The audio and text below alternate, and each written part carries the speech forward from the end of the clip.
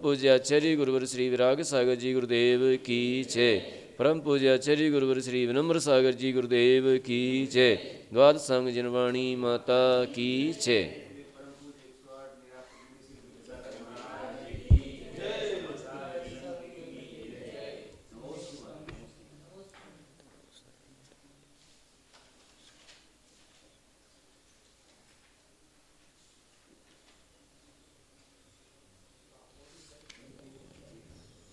पृष्ठ क्रमांक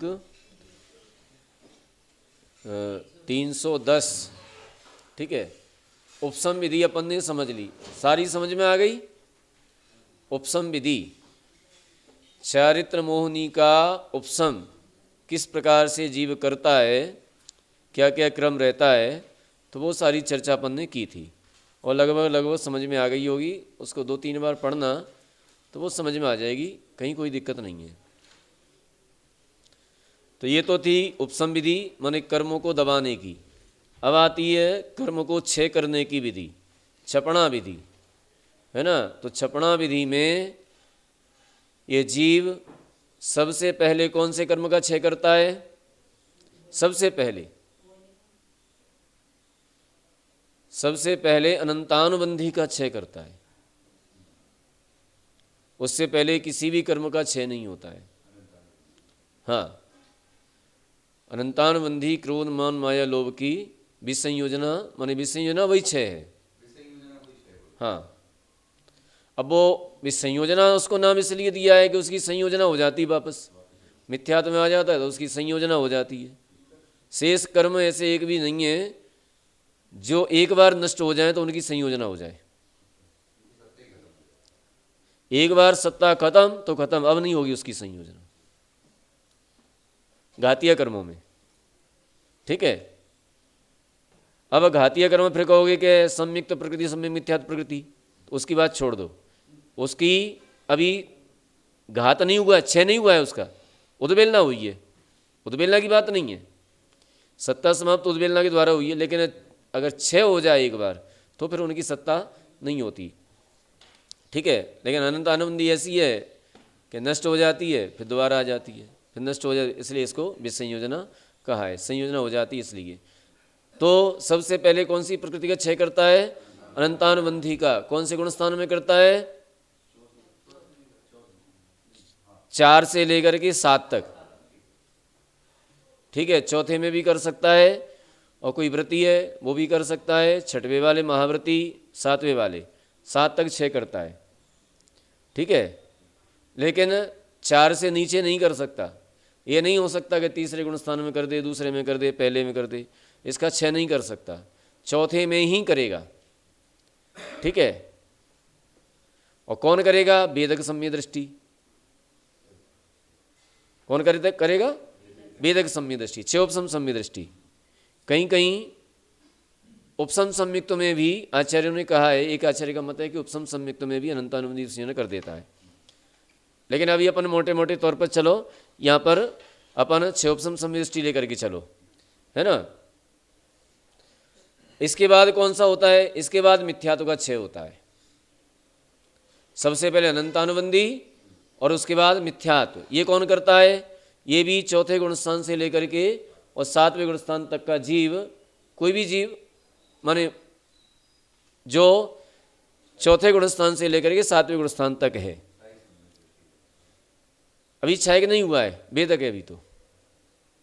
ठीक है, तो पहले अनंतानुबंधी का क्षय किया, फिर उसने मिथ्यात्व का क्षय किया, और मिथ्यात्व के बाद सम्यक मिथ्यात्व का क्षय करता है, और सम्यक मिथ्यात्व के बाद संयुक्त प्रकृति का भी क्षय कर देता है। ठीक है, और संयुक्त प्रकृति का जब क्षय कर देता है तो ये हो जाता है छाया की सम्यक दृष्टि। हाँ, तो ये 7 प्रकृतियां निपट गई। अब ऐसा छाया की सम्यक दृष्टि संसार में कितना रह सकता है? अधिकतम हमने बतलाया था पहले, कितना रह सकता है अधिकतम, और कम से कम तो अंतर्मुहूर्त, माने उसी भाव में मुनि बन जाए, उसी भाव में चारित्र मुनि का क्षय करके और मोक्ष चला जाए।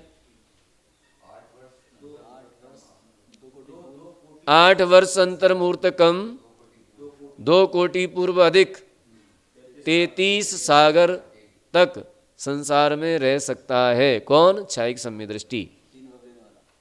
3 भव लेने वाला। और 4 भव लेने वाला कितना रह सकता है? 4 भव लेने वाला 3 नहीं होगा। 3 कहां से हो जाएगा? 1 कोटि पूर्व का 2/3, एक पूर्व कोटि का 2/3 माने 1/3, और 1 कोटि पूर्व अधिक 1 कोटि पूर्व और 3 पल्ले अधिक 1/3, 1 कोटि पूर्व का 1/3, 1 कोटि और 3 पल्ले अधिक 2 सागर तक संसार में रह सकता है। जैसे कोई जीव है और उसने आयु के प्रथम ही अपकर्ष में, 1 कोटि पूर्व का जीव है, तो उसके 2/3 भाग बीत गए तो उसका पहला अपकर्ष आएगा। तो पहले अपकर्ष में ही उसने मनुष्य आयु का बंध कर लिया या त्रियंच आयु का बंध कर लिया, ठीक है। और त्रियंच आयु का बंध करके अंतर मुहूर्त बाद उसने दर्शन मोहिनी की छपना करके और जो है क्षायिक सम्य दर्शन कर लिया, ठीक है। तो 1/3 तो जे 1 कोटि पूर्व का 1/3 तो जे हो गया, और 3 पल्ली की आयु लेकर के भोगभूमि में उत्पन्न हुआ, उत्तम भोगभूमि में, त्रियंच मनुष्य कुछ भी, तो 3 पल्ले वो हो गई।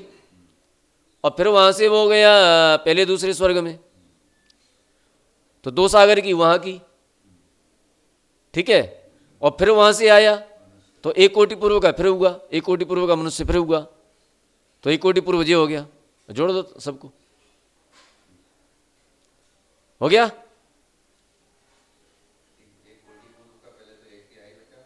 हाँ, 1 पूर्व कोटि और सबको जोड़ लेंगे सो हो जाएगा। ऐसे निकालते हैं। तो कुछ कम, अब कुछ कम और कर दो उसमें से। कुछ कम इसलिए कर दो कि प्रथम अपकर्ष काल में आयु का बंध हुआ, फिर अंतर मुहूर्त में वो संयुक्त उत्पन्न करेगा, क्षयोपसम संयुक्त तो करेगा, फिर क्षयोपसम संयुक्त के बाद फिर क्षायक करेगा, तो उसमें अंतर मुहूर्त और लग जाएगा। तो वो और कम कर दो, है ना। क्योंकि यहाँ तो एक्यूरेट एक एक समय की गणना है, यहाँ कोई आइडिया नहीं चलता। जब एक्यूरेट लेना है तो फिर एकदम से क्लियर करके देते हैं, और आइडिया में, अंदाजा में फिर उस हिसाब से करते हैं। तो अब इसके बाद अपन चलते हैं आगे। तो इन 7 प्रकृतियों का युगपत नाश करता है या क्रम से, एक शंका आ गई। तो इन प्रकृतियों का 3 करण करने के बाद जो अनिवृत्तिकरण आता है ना, जो अनिवृत्तिकरण है, अधैकरण, अपूर्वकरण, अनिवृत्तिकरण। तो अनिवृत्तिकरण का जब संख्यात बहुभाग बीत जाता है तो उसमें संख्यात बहुभाग बीत जाने पर अनंतानुबंधी का क्षय कर देता है एक साथ चारों का। फिर नीचे आता है नॉर्मल स्थिति में, अंतर मुहूर्त तक विश्राम करता है, और विश्राम करने के बाद फिर 3 करण करता है। तो अनिवृत्तिकरण के संख्यात बहुभाग बीत जाने पर सबसे पहले मिथ्यात्व का क्षय करता है, और मिथ्यात्व का क्षय करने के बाद फिर अंतर मुहूर्त में सम्यक मिथ्यात्व का क्षय करता है। फिर सम्यक मिथ्यात्व का क्षय करने के बाद फिर सम्यक तो प्रकृति का क्षय करता है। तो ये क्रम से करता है, पहले अनंतानुबंधी, फिर मिथ्यात, फिर सम्यक मिथ्यात, और फिर सम्यक तो प्रकृति। इस प्रकार से ये क्रम है इनका। तो वही यहाँ पर कह रही है कि अनिवृत्तिकरण के चरम समय में पहले अनंतानुबंधी 4 कसाय का युगपत क्षय करता है, तत्पश्चात पुनः 3 कर्ण करके उनमें से अधैकरण और अपूर्वकर्ण को उल्लंघन कर अनिवृत्तिकरण के संख्यात भाग व्यतीत हो जाने पर मिथ्यात्व का क्षय करता है। इसके अनंतर अंतर मुहूर्त व्यतीत कर सम्यक मिथ्यात्व का क्षय करता है, तत्पश्चात अंतर मुहूर्त व्यतीत कर सम्यक प्रकृति का क्षय करता है। ये क्रम से करता है। ठीक है। इस प्रकार क्षय समष्टि जीव सातिशय अपरमत्त गुण स्थान को प्राप्त होकर, किसको प्राप्त हुआ? सातिशय अपरमत्त गुण स्थान को।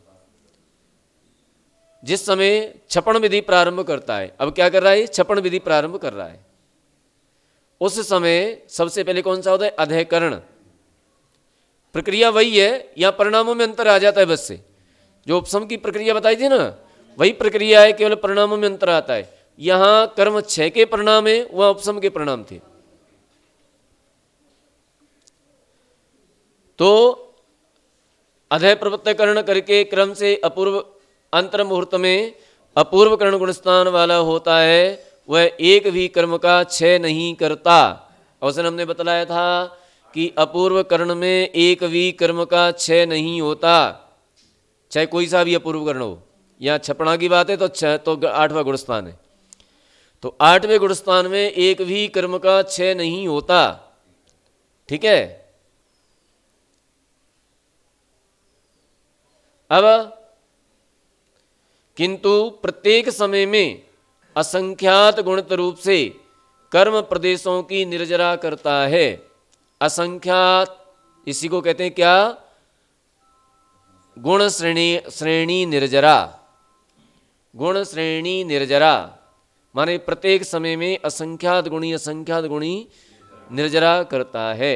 जो गुण श्रेणी हमने समझाई थी ना उस दिन, वही गुण श्रेणी है। पहले समय में जितना द्रव्य लिया है उसको क्षेपण किया, दूसरे समय में फिर उसने अपकर्षित किया, कितना किया? असंख्यात गुणा, फिर तीसरे समय फिर असंख्यात गुणा। तो इस प्रकार से प्रत्येक समय में असंख्यात गुणा निर्जरा करता है। ठीक है। एक एक अंतर मुहूर्त में और एक एक अंतर मुहूर्त में एक एक स्त्री कांड घात करता हुआ अपने काल के भीतर संख्यात 1000 स्त्री कांडकों का घात करता है। कितने स्त्री कांड घात करता है? संख्यात 1000 स्त्री कांड घात करता है। स्त्री कांड घात का मतलब क्या है? कौन सी स्थिति? बंधने वाली या पूर्व वाली? पूर्व की स्थिति को हमने बतलाया था ना, पूर्व की स्थिति को कम करते जाना। जो कर्म हमारी सत्ता में पड़े हैं उनकी स्थिति जो पड़ी है उस स्थिति को प्रत्येक अंतर मुहूर्त में कम करते जाना, ये क्या है? स्थिति कांडक घात। कांडक माने समयों का समूह। अंतर मुहूर्त में जितने समय हैं उनके समूह को क्या कहते हैं? कांडक। ठीक है, कांडक। उस कांडक के द्वारा जिन प्रदेशों का क्षय हो रहा है उसे कहते हैं घात। तो कांडक घात, कांडक में उतने कर्मों का घात। ठीक है, उतनी स्थितियों का घात। और यहां पर आगे चलते हैं तो कांडक घात करता है, ऐसे हजारों कांडक घात करके और स्थिति को कम कर देता है। उसके बाद अपने अपने काल के भीतर संख्यात 1000 स्त्री कांडों को घात करता है और उतने ही स्थिति बंधापसरण करता है। ये बंधापसरण क्या कहलाते हैं? जो नवीन कर्म बंद हो रहा है ना, उस कर्म को प्रत्येक अंतर मुहूर्त में कम कम करते जाना, स्थिति बंध कम कम करते जाना। ठीक है। जैसे पहले समय में किसी ने माने 100 वर्ष की स्थिति का बंद किया, एक उदाहरण दे रहे हैं मुझे। स्थिति बंध तो सागरों का है, तो पहले अंतर मुहूर्त में 100 वर्ष का स्थिति बंद किया और उसके बाद उसने 1 वर्ष कम कर दिया तो 99 वर्ष का किया। अंतर मुहूर्त का तक 99 वर्ष का किया और उसके बाद फिर 1 वर्ष कम कर दिया तो 98 रह गए, तो एक अंतर मुहूर्त 98 वर्ष का किया। तो इस प्रकार से ये क्या है? बंधापसरण, स्थिति बंधापसरण। प्रत्येक समय स्थिति का अपसरण हो रहा है, कम कम हो रहा है। ठीक है, बंधापसरण। अब इसके बाद चलते हैं, बंधापसरण के बाद उससे संख्यात 1000 गुणे अनुभाग कांडकों का घात करता है। अनुभाग कांडकों का घात करता है। अनुभाग कांडक किसे कहते हैं? अनुभाग माने फल देने की शक्ति। उस कर्म के अंदर जो शक्ति है उसे प्रत्येक अंतर मुहूर्त में अनंत गुणी कम करता जाता है, प्रत्येक अंतर मुहूर्त में। तो एक स्थिति कांडक घात में संख्यात 1000 अनुभाग कांडक हो जाते हैं, क्योंकि अनुभाग कांडक का समय कम है, अनुभाग कांडक घात का समय कम है। तो एक एक स्थिति कांडक घात के काल में संख्यात 1000 अनुभाग कांडक घात हो जाते हैं। तो संपूर्ण स्थिति कांडक घातों में कितने हो जाएंगे? अनंत तो नहीं होंगे, वो भी संख्यात 1000 ही रहेंगे, क्योंकि संख्यात की संख्या संख्यात है, असंख्यात नहीं है, है ना, इसलिए नहीं, संख्यात ही कहलाएंगे। हाँ, तो संख्या से संख्यात का गुणा करेंगे तो संख्यात ही आएगा, क्योंकि संख्यात कोई छोटी मोटी संख्या नहीं है, संख्या तो बहुत बड़ी संख्या है। अपन लोग काउंटिंग करें नहीं कर पाएंगे, हमारे ज्ञान से परे है संख्यात, इतनी बड़ी संख्या है। तो इतने जो है अनुभाग कांडक घात हो जाते हैं, कांडक घात करता है, क्योंकि एक एक अनुभाग कांडक के उत्कीर्ण काल से एक स्थिति कांडक का उत्कीर्ण काल संख्यात गुणा है। एक एक जो है स्थिति कांडक उत्कीर्ण काल से अनुभाग कांडक का उत्कीर्ण काल संख्यात गुणा छोटा है, इस बात का ध्यान रखना, ठीक है। ऐसा सूत्र वचन है, ऐसा क्या है? सूत्र वचन है। और सूत्र वचन जो होता है, सूत्र वचन को कहते हैं कि वीर भगवान से के मुख से निकले हुए सूत्र हैं ये, इनका कोई भी उल्लंघन नहीं कर सकता, इनको कोई काट नहीं सकता। समझ में आ रहे तो ठीक है, नहीं समझ में आ रहे तो श्रद्धान कर लो, हाँ ठीक है, लेकिन तर्क वितर्क नहीं कर सकते इनमें, ठीक है। जो आपने श्रद्धान किया है वह श्रद्धान भी हमारे असंख्यात गुणे कर्मों की निर्जरा करा देगा। और जब बताओ तुमने नकार करके क्या ले लिया, क्या मिल गया तुमको? जो निर्जरा हो रही थी उल्टे बंद हो गया। पता नहीं भगवान ने कहा है कि नहीं कहा है, पता नहीं भगवान ने सही कहा है कि गलत कहा है, कहते तो इससे क्या हो गया? जो निर्जरा को प्राप्त हो रहे थे कर्म, उनसे कई गुणे कर्म वापस से बंद को प्राप्त हो गए, और मान लेते हाँ भगवान ने कहा है, हमें स्वीकार है, मान्य है। अब ये अलग बात है कि हमारी समझ में नहीं आ रहा है, हमारा उतना अच्छे ऑप्शन नहीं है, हमारी इतनी बुद्धि नहीं है कि समझ में आ जाए, है ना। भगवान का सूत्र जो है, भगवान का जो है सिद्धांत अत्यंत सूक्ष्म है, वादी प्रतिवादियों से खंडित नहीं हो सकता, ठीक है। आगम प्रमाण से स्वीकार किया जाता है, सिद्ध किया जाता है, क्योंकि जिनेंद्र भगवान अन्यथावादी नहीं होते। श्लोक है जी, उसका तो आलाप पद्धति में श्लोक है जी, सूक्ष्म तो जिनोदितम तत्वम हन्यते जिनवादिना आज्ञा वा यद्ग्राहम नान्यथावादिनो जिनः। हाँ, तो जिनेंद्र भगवान अन्यथावादी नहीं होते। तो ये सूत्र वचन है ऐसा कि इतने स्त्री कांड घात हो जाते हैं, इतने उस एक एक स्त्री कांड घात में इतने इतने अनुभाग कांड घात हो जाते हैं, ऐसा जानना चाहिए। अब कहते हैं आगे फिर क्या करता है? इस प्रकार अपूर्व करण गुणस्थान संबंधी क्रिया करके, अपूर्व करण गुणस्थान की क्रिया करके, इसमें कौन कौन सी क्रियाएं होती हैं?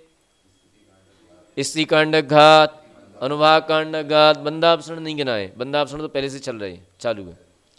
स्त्री कांडक घात, अनुभाग कांडक घात, गुण श्रेणी निर्जरा और गुण संक्रमण, ये 4 आवश्यक कार्य प्रारंभ हो जाते हैं यहाँ पर अपूर्व करण में, ठीक है। जब पहले लिखा चुके हैं, आप लोगों को बता चुके हैं पहले। तो इस क्रिया को करके, इस क्रिया को करते हुए अब और आगे बढ़ता है। तो और आगे क्या करता है अब देखते हैं। अनिवृत्तीकरण गुण स्थान में प्रविष्ट होकर अनिवृत्तीकरण गुण स्थान में प्रवेश करता है। ठीक है। अब यहां पर और देखो कि यहां पर तो परिणामों में विषमता भी थी अपूर्व कर्ण में, लेकिन अनिवृत्तीकरण गुण स्थान में विषमता नहीं होती। एक समय का एक ही परिणाम होता है, चाहे उसमें 10 जीव हों, चाहे 50 जीव हों, चाहे 100 जीव हों, सारे जीव एक ही परिणाम वाले होंगे अनिवृत्तीकरण में। और अपूर्वकरण भिन्न भिन्न परिणाम वाले हो सकते हैं। एक समय वाले जीव, एक समयवर्ती जीवों के परिणाम समान भी हो सकते हैं और असमान भी हो सकते हैं, लेकिन भिन्न समय वाले के असमान ही होंगे। इसको अपन एक बार देख लेते हैं, जैसे हमने पहले भी बताया है, एक बार और देख लें। जैसे मान लीजिए ये अपना अपूर्वकरण गुण स्थान है, तो ये एक समय का परिणाम, तो एक समय के परिणाम कितने हैं? ये असंख्यात लोक प्रमाण परिणाम है। कितने होते हैं? असंख्यात लोक प्रमाण। तो दूसरे समय के परिणाम कितने होते हैं? ये इनसे असंख्यात गुणे होते हैं, असंख्यात लोक गुणे दूसरे समय के। तो तीसरे समय के कितने होते हैं? इनसे भी असंख्यात लोक गुणे। ठीक है। चतुर्थ समय के कितने होते हैं? इनसे भी असंख्यात लोक गुणे। पंचम समय के, इनसे भी असंख्यात लोक गुणे। ये परिणाम होते हैं। ऐसे कितने समय तक रहते हैं? ऐसे अंतर मुहूर्त, तो अंतर मुहूर्त मान लीजिए अपन 8 समय मान लेते हैं। ठीक है। 6 समय, 7 समय और 8 समय। तो ये प्रत्येक समय के असंख्यात लोक गुणे। ठीक है। अब मान लीजिए कि 4 जीव एक साथ चढ़े छपक श्रेणी पर, या 8 जीव चढ़े या 10 जीव चढ़े, अधिकतम 108 चढ़ सकते हैं। तो एक साथ छपक श्रेणी पर चढ़े तो कोई जीव तो इस वाले परिणाम से चढ़ा। और एक बात ध्यान रखना, इस वाले परिणाम से इस वाले परिणाम में अनंत गुणी विशुद्धि है, और इस वाले से इस वाले में संख्यात गुण अनंत गुणी विशुद्धि है, और इस वाले परिणाम से इस वाले में अनंत गुणी विशुद्धि है। माने प्रथम समय का लास्ट परिणाम और द्वितीय समय का प्रथम परिणाम असंख्यात गुणी विशुद्धि को लिए हुए होता है, इसलिए अनंत गुणी विशुद्धि को लिए हुए होता है। इसलिए नीचे के परिणामों से दूसरे के परिणाम मिलते नहीं है, किसी से भी मिलेंगे। हाँ, भिन्न समय वाले परिणाम किसी से नहीं मिलेंगे, क्योंकि अनंत गुणी विशुद्धि को लिए हुए होते हैं वो तो। ठीक है। तो मान लीजिए 10 जीव चढ़े, तो एक जीव तो इस वाले परिणाम से चढ़ा, कोई जीव इस वाले परिणाम से चढ़ा, कोई जीव इस वाले परिणाम से चढ़ा, कोई जीव इस वाले परिणाम से चढ़ा। तो विषमता हो गई। समान समयवर्ती समान समय में चढ़े हैं, एक साथ चढ़े हैं, लेकिन परिणामों में भिन्नता है कि नहीं? कोई ज़्यादा विशुद्धि वाला है, कोई थोड़ी कम विशुद्धि वाला है, कोई और ज़्यादा विशुद्धि वाला है। समझ में आ रहा है? हाँ, 10 जीव मान लीजिए चढ़े एक साथ, तो ये इस वाले परिणाम से चढ़े, एक ही परिणाम से, तो फिर कैसे होंगे? हैं? आगे जाके चेंज भी हो सकते हैं,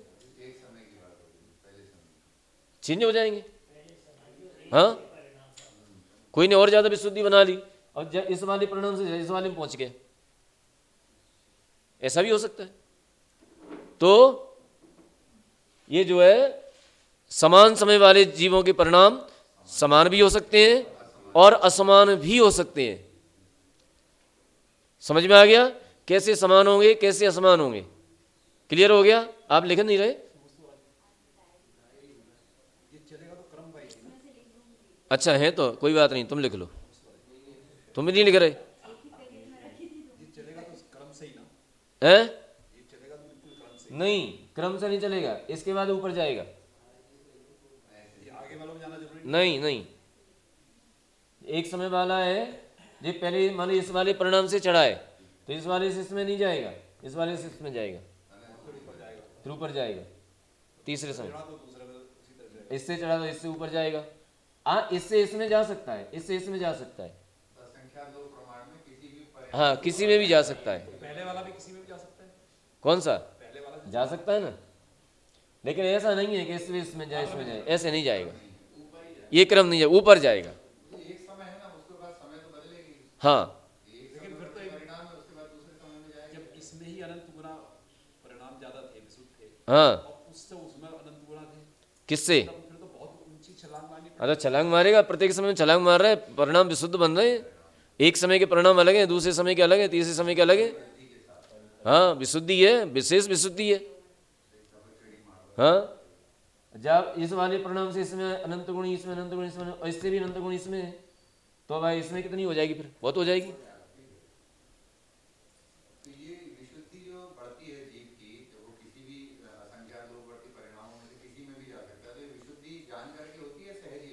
सहज सहज, वहां तो उन्हें ये भी नहीं पता हम क्या कर रहे हैं, क्या हो रहा है, नहीं वहां कोई उन्हें ये नहीं है कि अब हम श्रेणी मारने को तैयार होते हैं, अब हम श्रेणी मारना प्रारंभ करते हैं, ऐसा नहीं।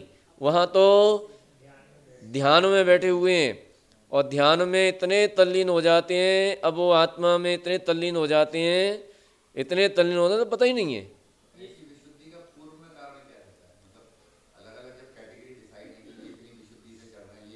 अब उनके देखो परिणाम कई प्रकार के, असंख्य लोग प्रमाण परिणाम है, ठीक है। अब वो कारण क्या रहता है? कारण साधना का हो सकता है, पूर्व का अभ्यास हो सकता है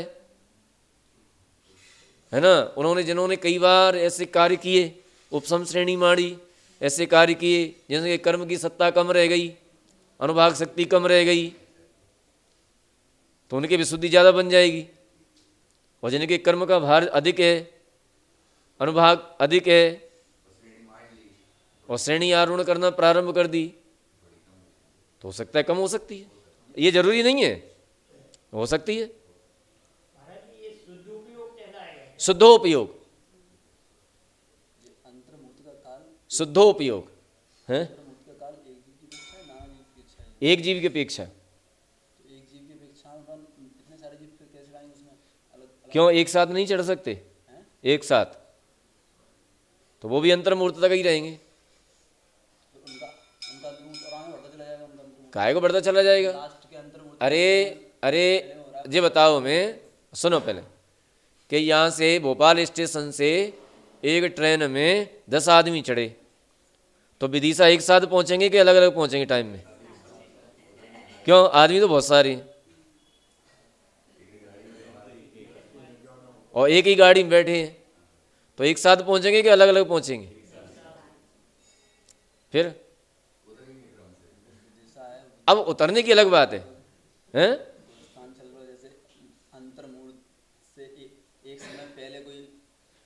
और पहले का आगे पीछे करोगे तो आगे पीछे रहेंगे फिर। अरे आगे पीछे चढ़ाना है तो आगे पीछे रहेंगे, एक साथ चढ़ाना है तो एक साथ रहेंगे। और कोई व्यक्ति 10 समय बाद चढ़ा तो उसके 10 समय और बढ़ जाएंगे, पर 10 समय बाद तक रहेगा वो उस गुण स्थान में। तो ऐसे तो वो काल चलता रहेगा वो, है ऐसे तो 8वां काल 8वें स्थान काल चलता रहेगा। 8वें गुण स्थान का, वो जब चाहे तब चढ़े जी। हाँ जो ऐसा नहीं होता जब चाहे तब चढ़ें। अधिकतम 6 महीना 8 समय में 608 जीव ही चढ़ते हैं, फिर अंतराल पड़ जाता है।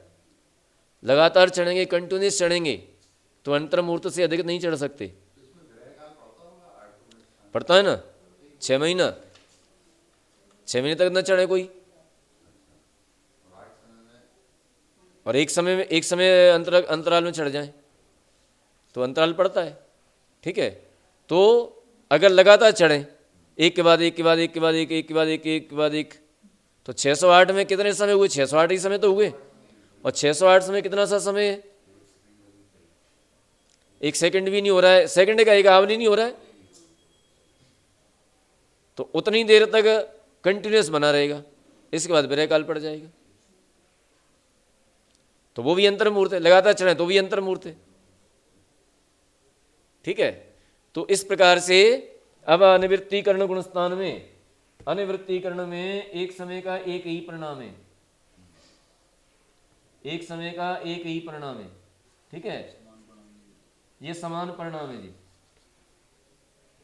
तो एक समय का एक परिणाम, पहला, दूसरा, तीसरा, चौथा, है ना, ऐसे अंतर मुहूर्त है, एक जैसी विशुद्धि सबकी।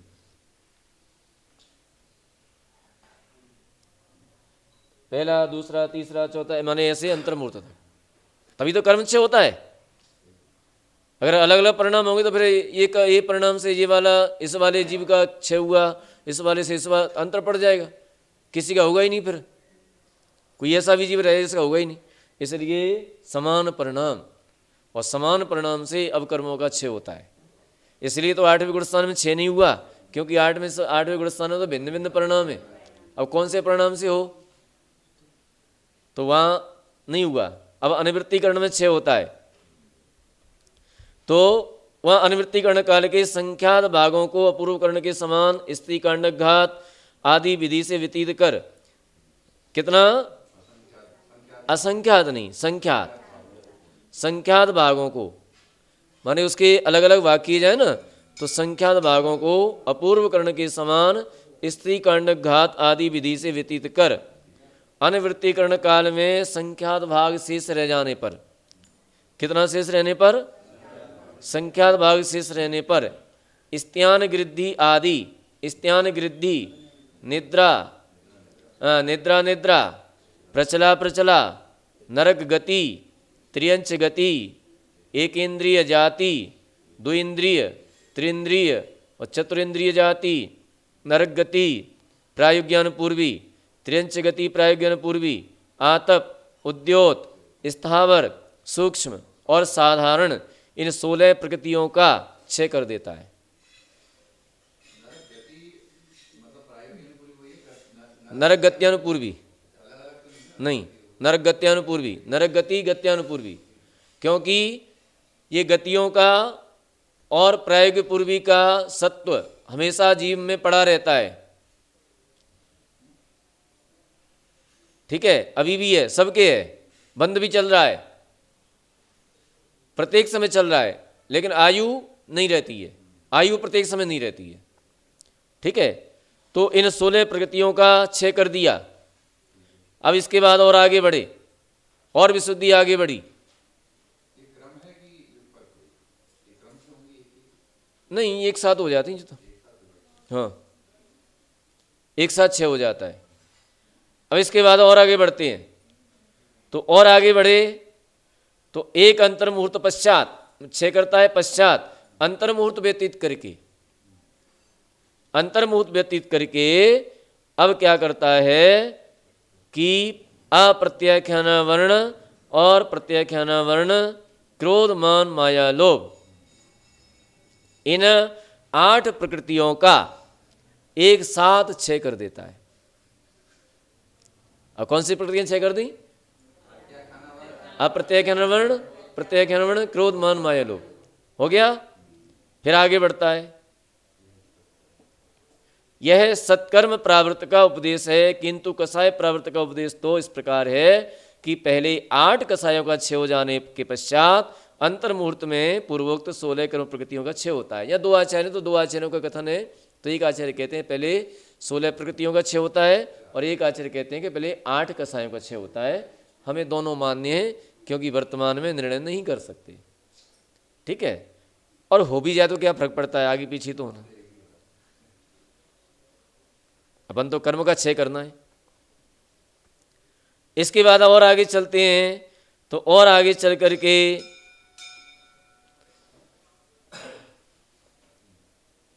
और आगे चले तो तत्पश्चात एक अंतर मुहूर्त जाकर 4 संजुलन और 9 नौकसायों का अंतरकरण करता है।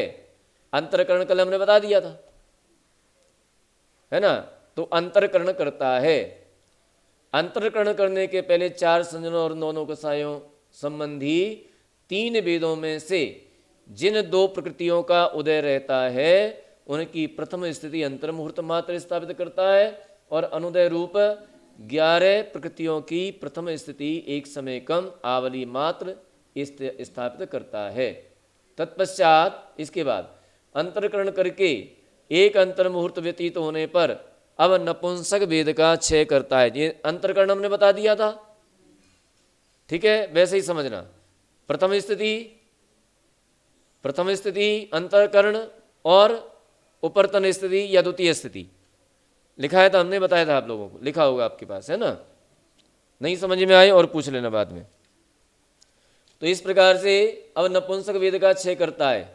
तदनंतर उसके बाद अंतर्मुहूर्त व्यतीत करके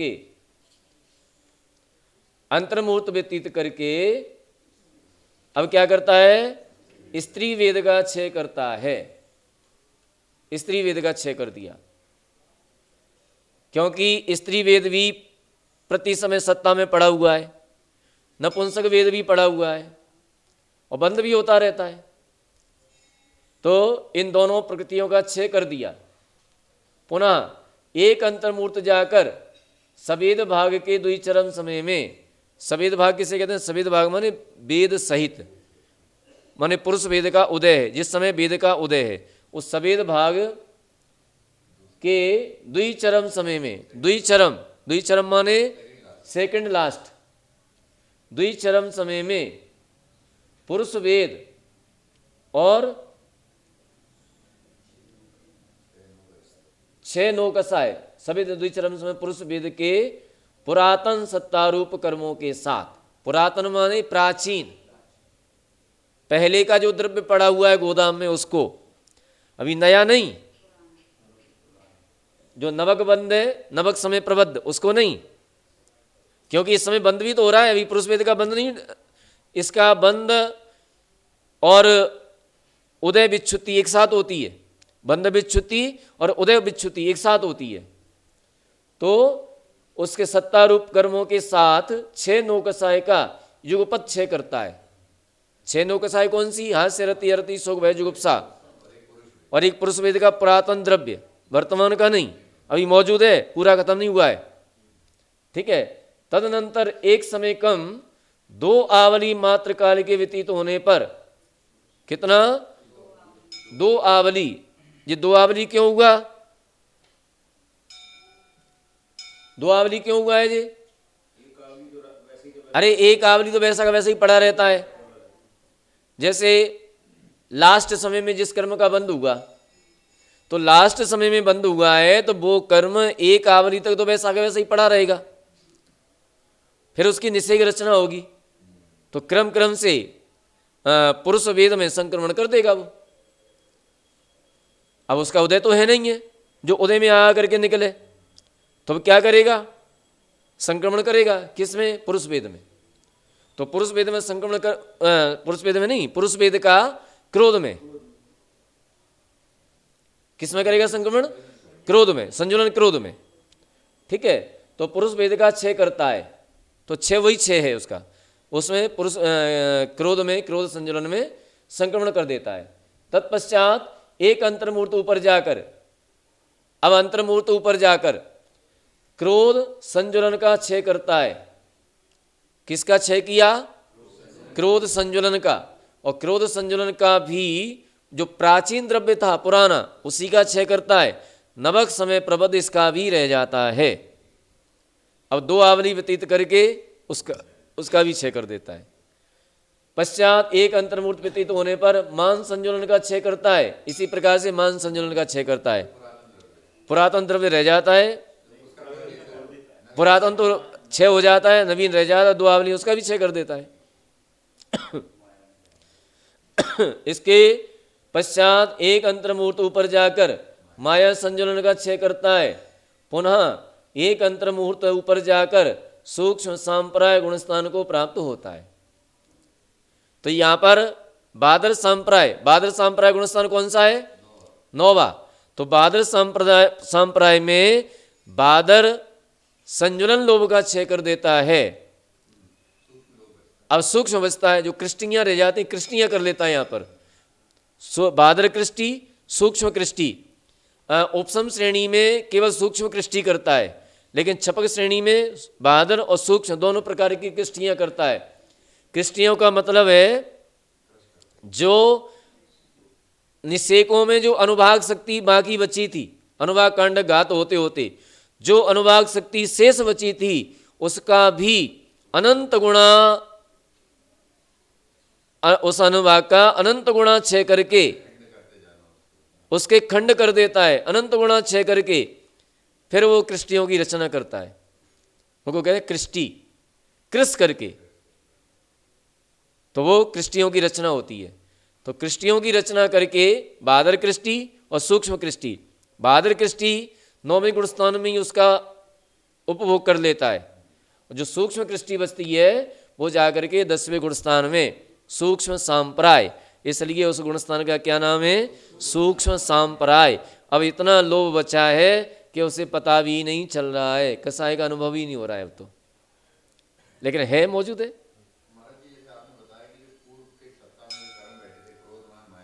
हाँ हाँ हाँ, लोभ में चले जाते हैं, वो माया का लोभ में चला जाता है।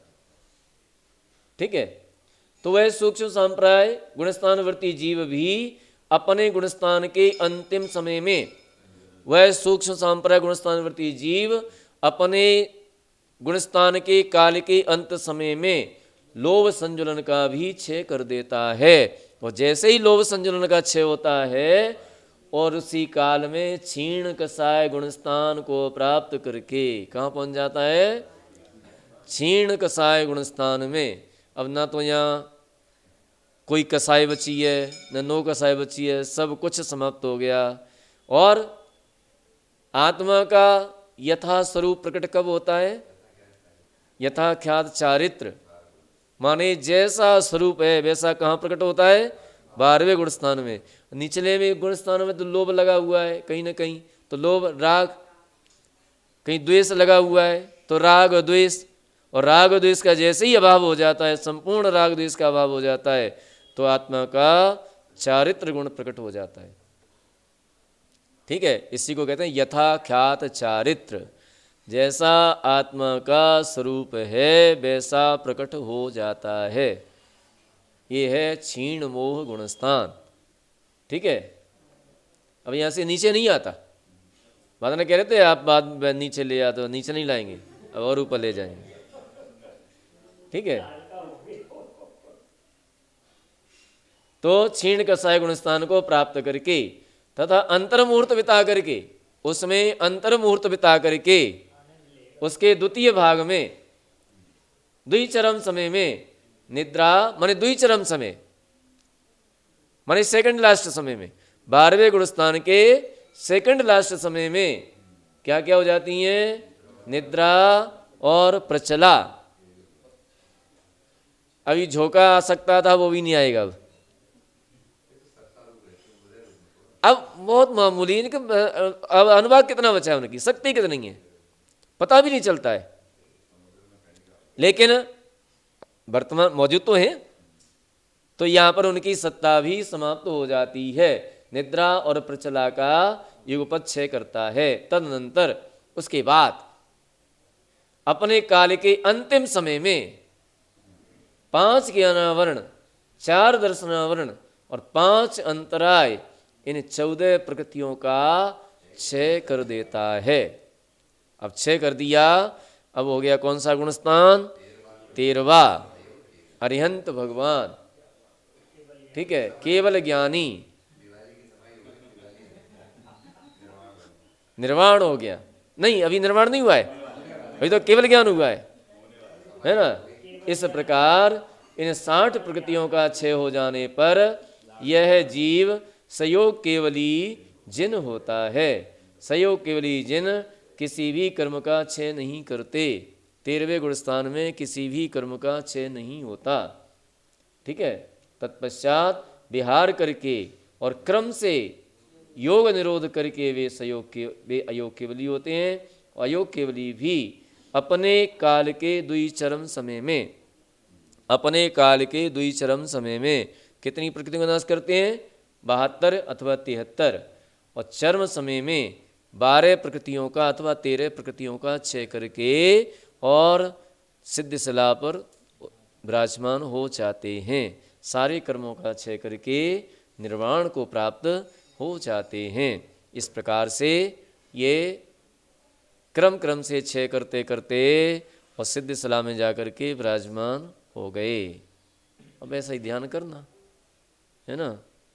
तो इस प्रकार से अपना समय भी समाप्त हो चुका और मोक्ष की प्राप्ति भी हो गई। आज इतना ही, शेष अपन कल देखेंगे। बोलिए महावीर भगवान की।